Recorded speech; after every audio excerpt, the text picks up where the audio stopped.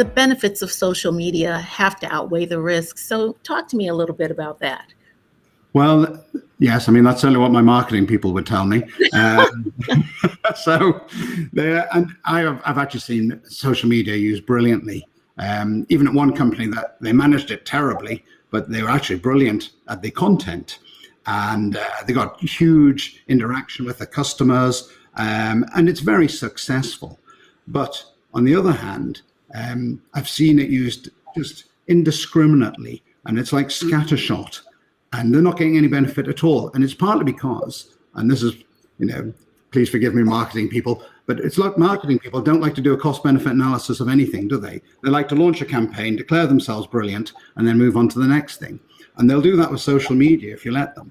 So sometimes I've seen up to about 100 different social media sites in different countries, and they're just going scattershot. And they're not actually getting the benefit of the large social media, digital media team that they've got. So it's something that you need to keep a track on, what you're trying to achieve. And companies that use it with great purpose do get great benefits from it, I've found. Okay, great. Well, earlier on we talked about security reviews and things like that. Is there an appetite for social media reviews in organizations? Believe it or not, there's a huge appetite. I'd almost say more than any other kind of audit. Much to my surprise, the first time I was asked to do one, my heart sank. Oh, they're going to hate this.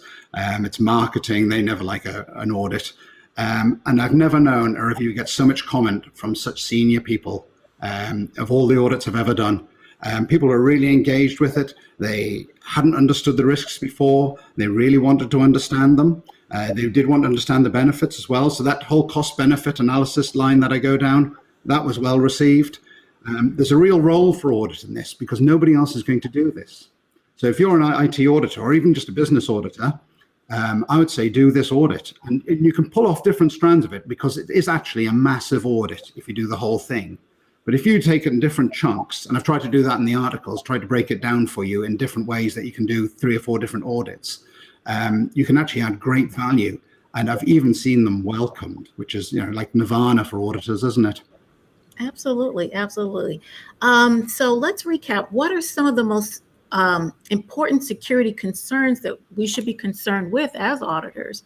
And then how does the auditor add value as it relates to those areas? I know you cover it extensively in parts 1 and 2 of your articles in the ISACA journal, but talk to us about, give us the recap. I think the recap is you've got to know what you've got.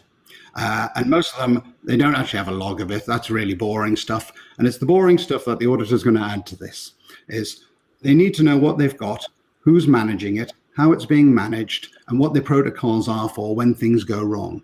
And this is the kind of thing you can come in and make them think about. They're not dumb people, the guys in marketing and comms. They just aren't thinking with this hat on, and we are. So the value we add is we come in here and we say, we're not going to stop you using this system. What we're going to do is have it controlled, so it's less likely to go wrong. And if it does go wrong, we can actually put a lid on it really quickly. And some of these guys are the masters of putting a lid on a crisis, aren't they? So I would actually say that they would be quite receptive if you put it in that way. What they fear, if you're an auditor, is you're going to come in and say, you've got to get rid of it. If you can't control it properly, we're going to have lots of mindless bureaucracy. It's not necessary, but some basic controls over know what you've got, secure it, have processes for your people coming and going on the system and what they can and cannot post and how it's managed, that posting online and how you interact with people. Those are the key processes to look at. Absolutely. And I would think perhaps contracts, looking at the contracts and terms and. Yeah, so that's normally ended up being my job to do that. What I've actually managed to convince quite a few of them to do in the end is send it down to legal. Because almost anything else, if you were signing up to any other cloud service, you would for sure send the contract to the legal department to look at, just as a standard bit of work. I've never seen it done with social media particularly. So I would say, I can have my opinion on a contract, but I'm not a legal expert. I'd rather the lawyers had a look at it and said what they think is right or wrong. Probably won't stop you using it, but you'll then know what the risks are. If anything goes wrong with the social media company, you'll know where the responsibility lies. Is this going to come back to me, or are they going to deal with it? Top hint, they'll come back to you.